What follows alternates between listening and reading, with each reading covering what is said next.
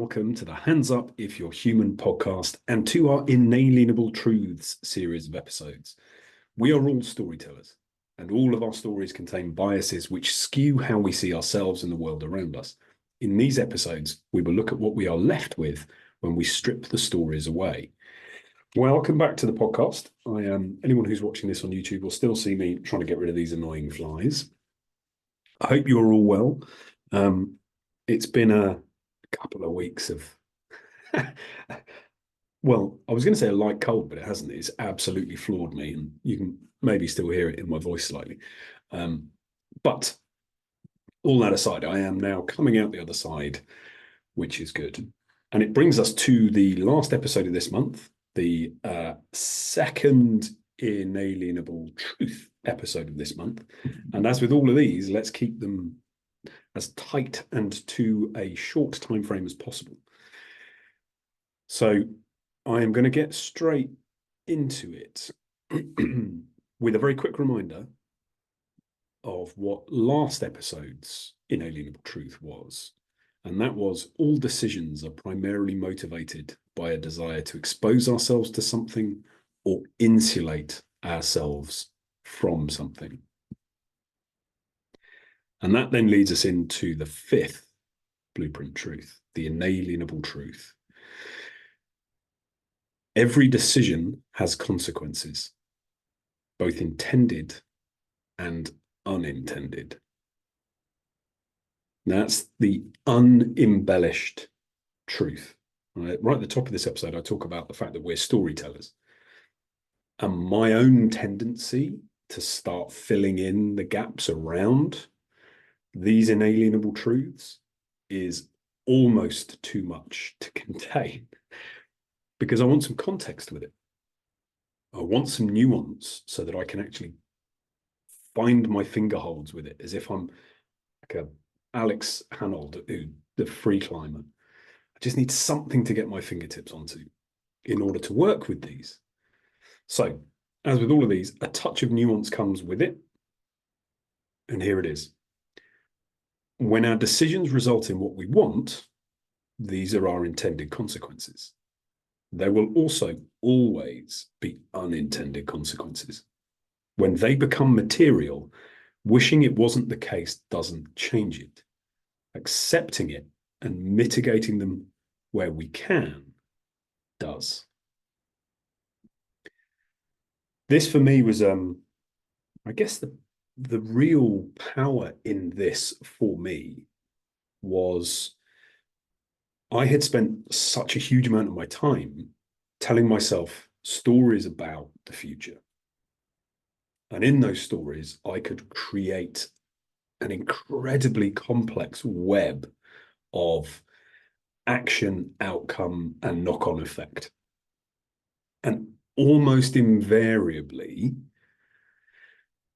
it would arrive at a point where it wasn't what I wanted. The outcome I could predict felt too weighty.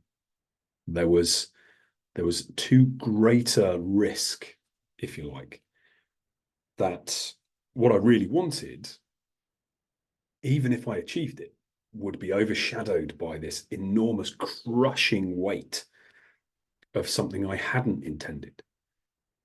But that was as a direct outcome of the decisions I had made or the actions I had taken.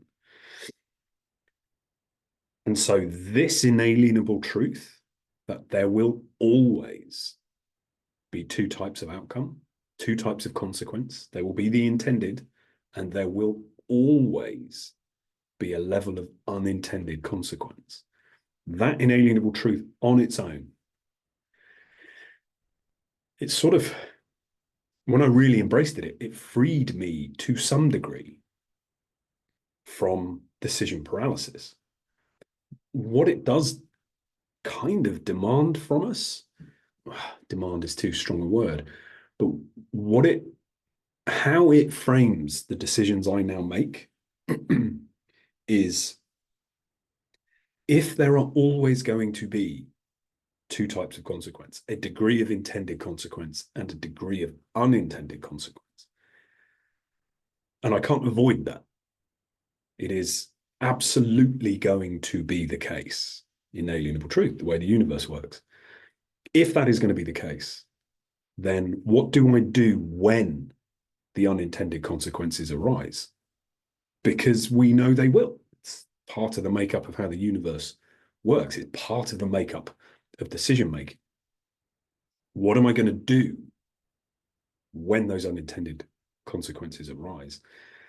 Because if I don't have some kind of strategy, if I don't have a solid ground to stand on, then the potential for unintended consequence can become debilitating.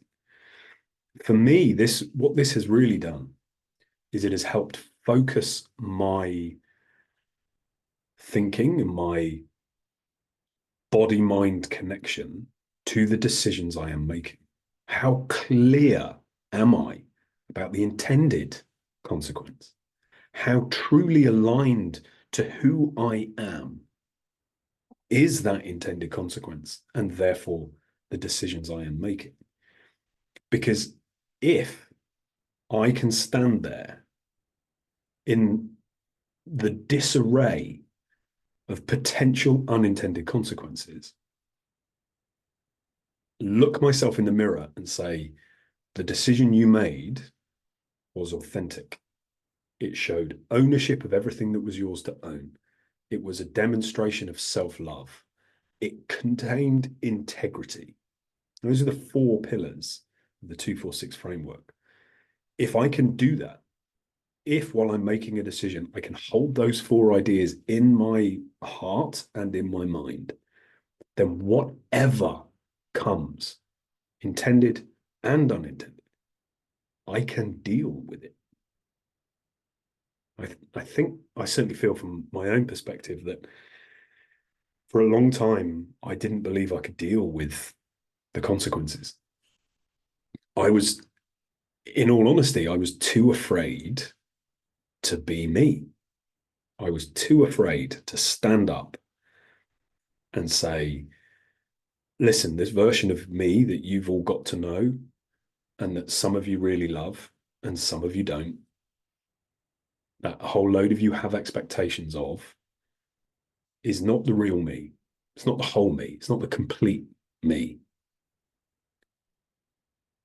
And because I was afraid of that, my mind would spin off and give me unintended consequences all the time. And so I stayed stuck. So, excuse me, that blueprint truth again. Every decision has consequences, both intended and unintended. And the touch of nuance. When our decisions result in what we want, these are our intended consequences. There will always also be unintended consequences. When they become material, by that I mean when they manifest in our lives, wishing it wasn't the case doesn't change it. Accepting it and mitigating them where we can does. For me, this is about ownership. This is about those 4 pillars: authenticity, having the courage to understand ourselves deeply enough that the choices that then become available to us, we can choose between with intention, authenticity, self-love, ownership, and integrity. Knowing there may be some fallout, there may be unintended consequence to this. Rather, there will be. We cannot know how big that consequence is going to be. And to not make the decisions that are true to us as individual human beings. We remain complicit in a fabrication. And the reality, I think, is, and certainly my experience and the experience of many people I work with, many people I know, is that eventually the weight of carrying something that isn't true will break us. It will take us down. It won't break us. It will take us down. We will get to a point where our spirit and our soul says, no more. So, final reminder of blueprint truth number 5. Every decision has consequences, both intended and unintended. I will leave you with that. Give that a bit of a contemplation. Add that to the other 4. If you haven't listened to the earlier 4 episodes, then please go back and listen to them. As with all of these inalienable truths, they build essentially a net or a network of solid pillars that, as we start clicking them together, create an ever-increasing solid ground. It might not be the solid ground we wish it was. We might still wish things were different. But wishing is not how the universe works. There are some inalienable truths, and these are 50 of them. So please go back, listen to the previous episodes. If you're interested in downloading these 50 inalienable truths, then you can do so. It's a free download. You can go to my website, which is wyndhamjames.com. After about 30 seconds, you'll be prompted to put in your email address for a newsletter that I still have never sent. I'm not a big fan of newsletters. However, if you do that, you will then get a link to download the companion book of inalienable and often inconvenient truths. So please feel free to head over to my website. Other than that, I will speak to you again next week. And hopefully it will be it will definitely be a bigger episode. Hopefully Lisa will be able to join us. She's got a huge amount on still. So whether that we can tie our diaries together, I don't know. I will definitely be here. Woo-hoo! So I leave you with that. Thank you so much. If you have any, I keep forgetting how to end these episodes. If you have any thoughts or comments or ideas you would like to share, then please, please, please feel free to get in touch. You can reach us at handsupifyou'rehuman@gmail.com.